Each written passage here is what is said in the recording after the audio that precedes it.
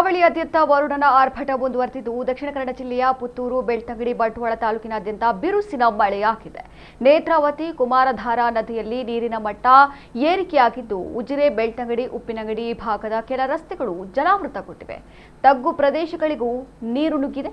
ರಾಜ್ಯ ಹೆದ್ದಾರಿ ಸಂಪರ್ಕಿಸುವ ಕೆಲ ರಸ್ತೆಗಳು ಜಲಾವೃತಗೊಂಡಿದ್ದು ನದಿ ನೀರಿನ ಮಟ್ಟ ಏರಿಕೆಯಾಗಿ ತೋಟಗಳಿಗೆ ನೀರು ನುಗ್ಗಿದೆ. ಅಪಾಯದಲ್ಲಿರುವ ಬೆಳ್ತಂಗಡಿ, ಉಜಿರೆ ಭಾಗದ ಕೆಲ ಪ್ರದೇಶಗಳಿಗೆ ಎನ್ಡಿಆರ್ಎಫ್ ಇನ್ಸ್ಪೆಕ್ಟರ್ ಶಾಂತಿಲಾಲ್ ಜಟಿಯಾ ನೇತೃತ್ವದ ತಂಡ ಆಗಮಿಸಿದ್ದು ಕೆಲ ಮನೆಯವರಿಂದ ಮಾಹಿತಿ ಪಡೆದುಕೊಂಡು ರಕ್ಷಣಾ ಕಾರ್ಯವನ್ನ ಕೈಗೊಂಡಿದೆ.